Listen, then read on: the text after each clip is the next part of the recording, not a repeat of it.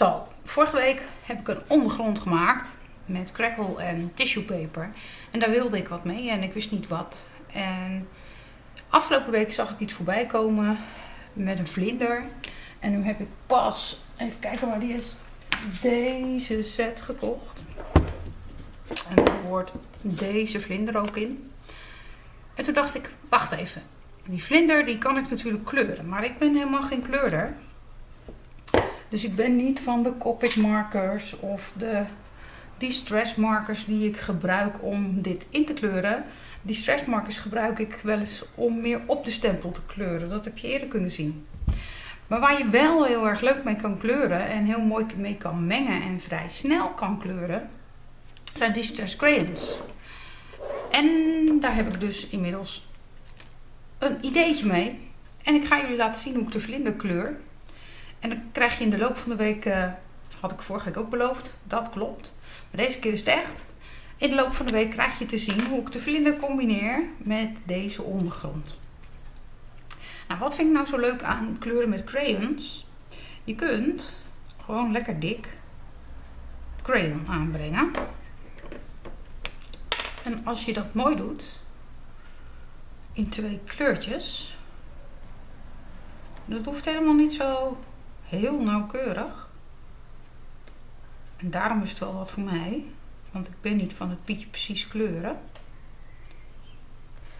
En je neemt een waterperceel, er zit gewoon puur water in, rechtstreeks uit de kraan. En je gaat over je crayon heen, dan gaat hij een beetje oplossen.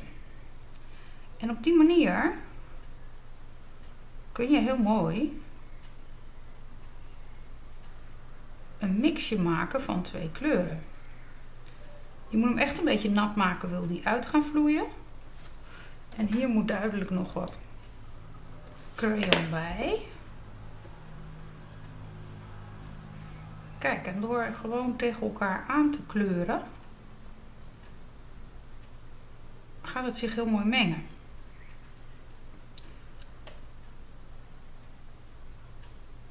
Dit gaat heel makkelijk.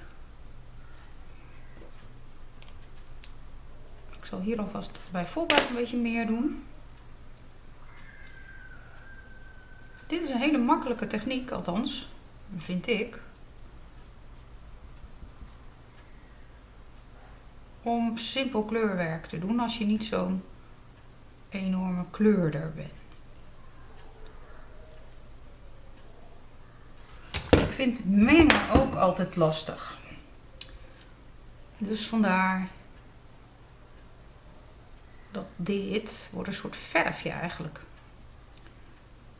En daarom vind ik dit makkelijker. Je kunt het heel makkelijk erbij doen. Je zag het net. Een beetje crayon meer of minder, maakt ook niet uit.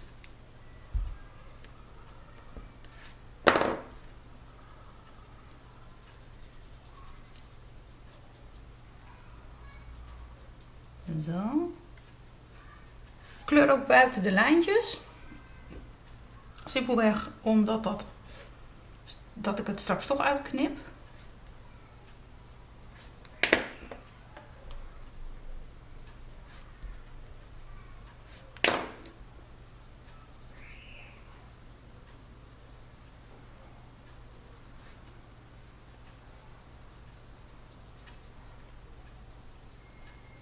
En dan kan je hier ook weer een beetje mixen als je wil. Een beetje dunner maken. En dan die afbeelding op. Nou, hoe ik hem ook heel mooi vind, is door te zeggen, ik maak deze rand geel. Best wel lekker dik.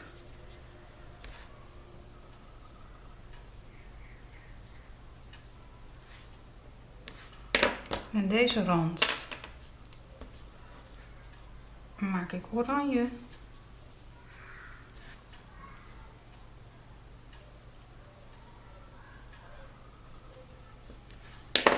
En die 2 ga ik lekker naar elkaar toe.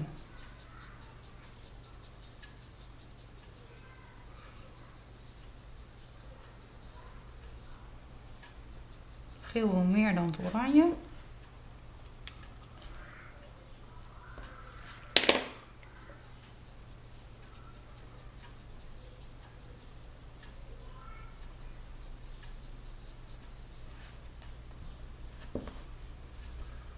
En op die manier kun je heel makkelijk een plaatje inkleuren wat een beetje ruimte heeft.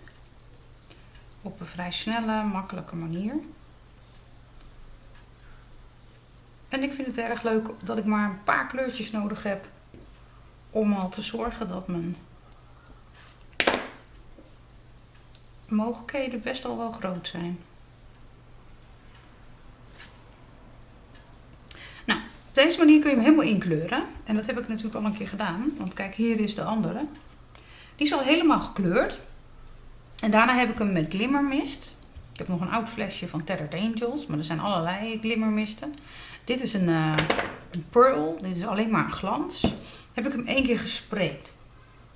Daarna heb ik met een heel klein beetje Black Soot Distressing de randjes iets aangezet. Want omdat ik hem uitgeknipt heb, ga je zien waar die straks geknipt is. En dan zie je de zijkanten. En als je die zwart maakt, maak je hem wat mooier voor zichzelf, zonder witte randjes. Op die manier ga ik deze vlinder verwerken in deze ondergrond. En ik ga daarbij spelen met inkt. En ik ga daarbij spelen met crayon. En hoe ik dat ga doen, ga ik in stapjes doen met foto's. Ik kan dit niet nog een keer maken. Ja, het kan wel, maar ik heb nog 100.000 andere plannen. Als ik dit nog een keer wil maken, zou ik het ook kunnen filmen. Want alles wat ik film en op foto zet, maak ik 2 keer. En deze ronde ontbreekt het me iets aan tijd. Want ik heb het super druk met een paar andere leuke plannen. Dus je krijgt het van de week in stappen op de website. Helemaal uitgekoud. En dan kun je zien wat het geworden is.